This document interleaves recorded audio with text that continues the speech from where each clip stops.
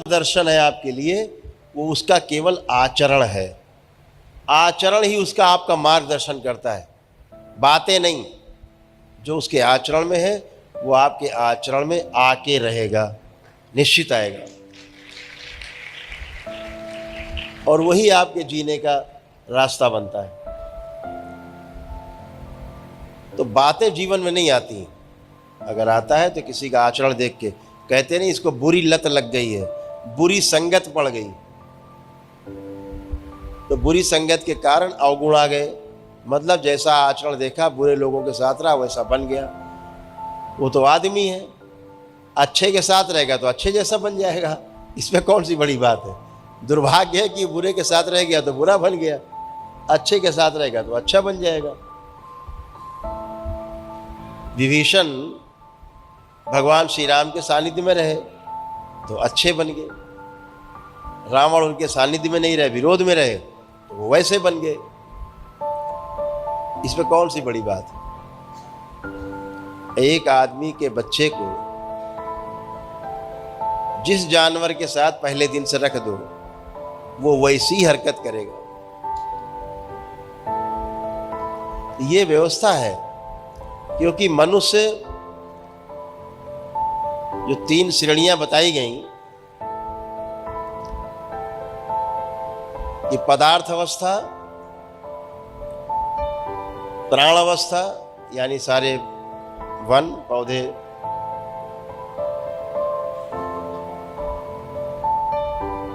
जितनी वनस्पति जगत है उसको कह दिया गया प्राण अवस्था। तीसरा कह दिया गया जीव अवस्था।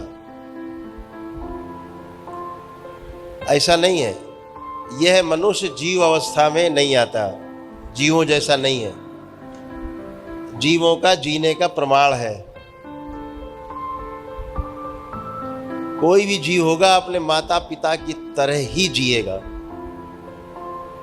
आप इंटरनेट खोलिए, उस पे डालिए कि बबून बंदर जो है उसकी क्या आदतें हैं, क्या खाता है, लिखा होगा। इस दुनिया में जितने बबून बंदर होंगे वैसे ही जीते होंगे, वैसे ही खाते होंगे, वही उनका आचरण होगा। आप नेट पे डालिए कि डॉबरमैन जो कुत्ता है वो कैसा, उसकी सोच विचार कैसी, उसकी सोच कैसी है, क्या खाना पसंद करता है, कैसा उसका नेचर है, लिखा हुआ है। गूगल बताएगा आपको। गूगल चाचा बड़े प्रेम से बताएंगे कि अपने मालिके को काट लेता है कभी कभी, डॉबरमैन लिखा है। रॉट व्हीलर है, कुत्ता है, उसके बारे में लिखा है। फिरोसियस डॉग है ये, और किसी को दुश्मन को तो बिल्कुल जबड़ा पकड़ के तोड़ देता है, मार ही देता है जान से, पालना नहीं चाहिए घर में, उसके बारे में लिखा है। जंगल की ब्रीड है। तो ऐसा नहीं कि आप कोई रॉट व्हीलर लाएंगे कुत्ता, आप कोई डॉबरमैन लाएंगे तो उसका कोई अलग नेचर होगा। चाहे यहां से पाल लो, चाहे दुनिया किसी कोने से ले लो डॉबरमैन, उसका वही आचरण होगा, आचरण वही होगा। बिल्ली का आचरण क्या है तो ये है, चूहे का आचरण क्या है तो कुतर डालेगा पूरे घर के, आपके फर्नीचर और कपड़े सब काट डालेगा, आचरण वही मिलेगा। लेकिन अगर आप गूगल चाचा से पूछो, डालो मनुष्य का आचरण क्या है, तो गूगल चाचा कोमा में चले जाते हैं, बता ही नहीं पाते मनुष्य के आचरण के बारे में। तो गूगल चाचा कंफ्यूज है, क्योंकि गूगल को बनाने वाला भी मनुष्य है। तो जब मनुष्य ही कंफ्यूज है तो गूगल चाचा तो बिल्कुल ही कंफ्यूज है बेचारे, बता ही नहीं सकते।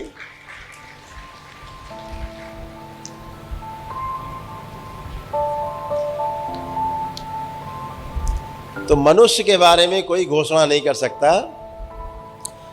जैसे हाथी को क्या पसंद है खाना तो लिखा है,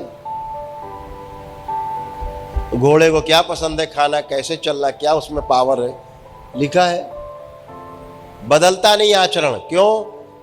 माता और पिता में जो स्मृतियां हैं, जब ये जन्म लेते हैं जीव, सेम वही स्मृतियां, वही नेचर सब ट्रांसफर हो जाता है। तो आहार कैसा करना है उसे पता है, कोई बताने वाला नहीं। निद्रा कब लेनी, कैसे लेनी, उसे पता है। किससे बचना है उसे पता है। कैसे प्रजनन करना उसे पता है। तो आहार, निद्रा, भय और प्रजनन, ये चारों इनबिल्ट है। जो पैदा होता है जीव, उसको पता रहता है पहले से। चींटी तक को पता है कैसे जीना है। चींटा चींटी से लेकर के हाथी, व्हेल, मछली तक सबको पता है कैसे जीना है। आदमी का बच्चा हो एक तरफ गाय का बच्चा पैदा हुआ हो, तत्काल गाय के बच्चे के बाद सांप छोड़ दीजिए। गाय का बच्चा उछल उछल के इधर उधर उछलेगा, लेकिन सांप के पास नहीं जाएगा। कूदेगा, खूब देख करके उसको भड़केगा, लेकिन उसके पास नहीं जाएगा कि वो काट सके। एक दिन का बच्चा, बछड़ा गाय का, देसी गाय का बछड़ा, उसे पता है कि सांप से बचना है। और जो मन्नू चाचा हैं, मनुष्य योनि में बच्चे, ये सीधे पकड़ ही लेंगे उसको, दांत से काट लें, ककड़ी की तरह चबा लें, क्या कर लें। और सांप सोचता भैया इसका हम क्या करें, ये तो कुछ जानता ही नहीं है, इसके तो मेमोरी नहीं है। तो रिएक्शन मोड में नहीं रहता, सांप कटवाता रहता बेचारा, दबता रहता, फुसकारता, लेकिन काटता नहीं है। देखिए, उसे पता है, उसकी स्मृति में है कि हमें उन्हें नहीं काटना है जो हमें नुकसान नहीं पहुंचाते।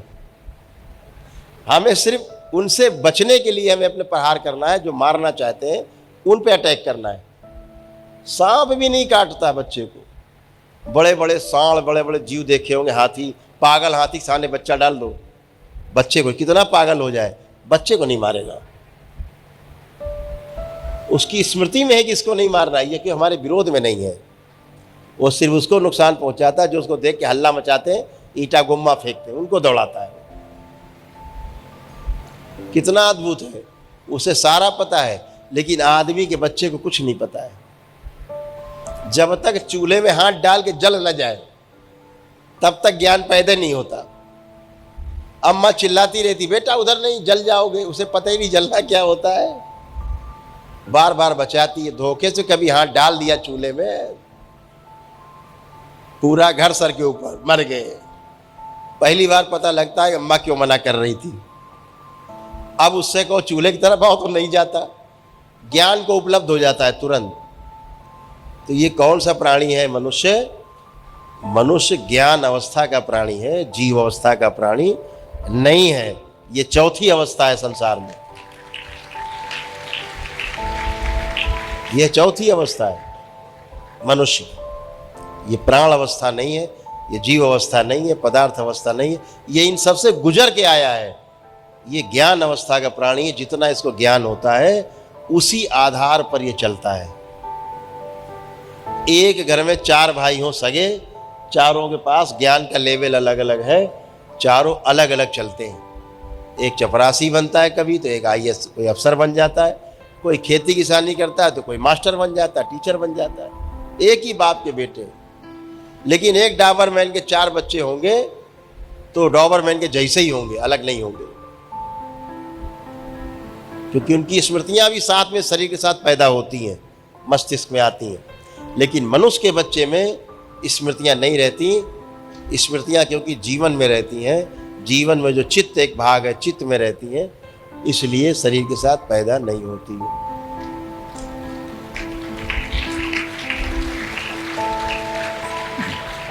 मेधस सभी उन जीवों में होता है जो जिनमें जीवन होता है, लेकिन सक्रिय नहीं होता है। मेधस अगर सक्रिय होता है तो केवल मनुष्य शरीर में आकर के मेधस सक्रिय होता है। इस मेधस के होने के कारण मनुष्य जाति के पास, उसके पास कल्पनाशीलता है, कल्पना कर पाता है। कल्पना में ही देख लेता है ये चीज़ अच्छा करना है कि बुरा है, इसका परिणाम अच्छा आएगा कि बुरा आएगा, ये कैलकुलेशन पहले ही कर लेता है। जो कल्पनाशीलता है मनुष्य के पास, मनुष्य के अंदर, ये मनुष्य के अंदर है। हर व्यक्ति जीव कोई कल्पना करके नहीं बता सकता घटा जोड़ के, हम लोग जानते हैं सारे पेड़ अगर काट डालें धरती के तो स्वयं ही मर जाएंगे। मनुष्य ये प्राण अवस्था नहीं है, ये जीव अवस्था नहीं है, पदार्थ अवस्था नहीं है, ये इन सबसे गुजर के आया है। ये ज्ञान अवस्था का प्राणी है। जितना इसको ज्ञान होता है उसी आधार पर ये चलता है। एक घर में 4 भाई हों सगे, चारों के पास ज्ञान का लेवल अलग अलग है, चारों अलग अलग चलते हैं। एक चपरासी बनता है कभी, तो एक IAS कोई अफसर बन जाता है, कोई खेती किसानी करता है तो कोई मास्टर बन जाता है, टीचर बन जाता है। एक ही बाप के बेटे। लेकिन एक डॉबरमैन के 4 बच्चे होंगे तो डॉबरमैन के जैसे ही होंगे, अलग नहीं होंगे, क्योंकि उनकी स्मृतियां भी साथ में शरीर के साथ पैदा होती हैं, मस्तिष्क में आती हैं। लेकिन मनुष्य के बच्चे में स्मृतियां नहीं रहती। स्मृतियां क्योंकि जीवन में रहती हैं, जीवन में जो चित्त एक भाग है, चित्त में रहती हैं, इसलिए शरीर के साथ पैदा नहीं होती।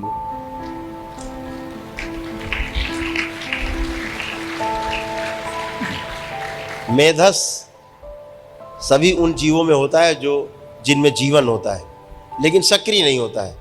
मेधस अगर सक्रिय होता है तो केवल मनुष्य शरीर में आकर के मेधस सक्रिय होता है। इस मेधस के होने के कारण मनुष्य जाति के पास, उसके पास कल्पनाशीलता है, कल्पना कर पाता है, कल्पना में ही देख लेता है ये चीज़ अच्छा करना है कि बुरा है, इसका परिणाम अच्छा आएगा कि बुरा आएगा, ये कैलकुलेशन पहले ही कर लेता है। जो कल्पनाशीलता है मनुष्य के पास, मनुष्य के अंदर, ये मनुष्य के अंदर है। हर व्यक्ति जीव कोई कल्पना करके नहीं बता सकता घटा जोड़ के।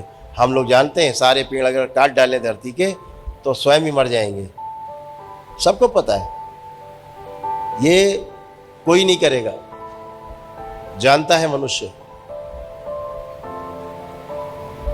कल्पनाशीलता है, कल्पना में पता है कि अरे यार ये कट जाएंगे तो हम मर जाएंगे। ये कल्पना हर जीव में नहीं है, केवल मनुष्य में। मनुष्य अगर 10 पेड़ काट सकता है तो 1000 पेड़ लगा भी सकता है। ये क्षमता मनुष्य के अंदर। मनुष्य विध्वंस कर सकता है तो सृजन भी कर सकता है। ये क्षमता मनुष्य के अंदर, ये किसी जीव में नहीं है। जीव जानवर क्या करेगा? अपनी जिंदगी में 100, 200, 500 पेड़ काटेगा। आदमी काटने में उतारू होगा तो पूरे दुनिया के पेड़ काट डालेगा एक आदमी। ये क्षमता है उसके अंदर, कटवा देगा। कल्पनाशीलता है उसके अंदर। तो मनुष्य के रूप में जब शरीर मिलता है तो आप अपने आप को पहली बात तो सबसे परम सौभाग्यशाली समझो कि आप सब लोगों ने मनुष्य के शरीर में जन्म लिया है। ये सबसे निकृष्ट योनि है, लेकिन एक मायने में ये योनि इतनी सर्वश्रेष्ठ है कि अगर मुक्ति मिलती है किसी को 84 लाख योनियों के जीवन मरण की बंधन से, तो इस मनुष्य शरीर के द्वारा ही मुक्ति मिलती है और कोई रास्ता नहीं।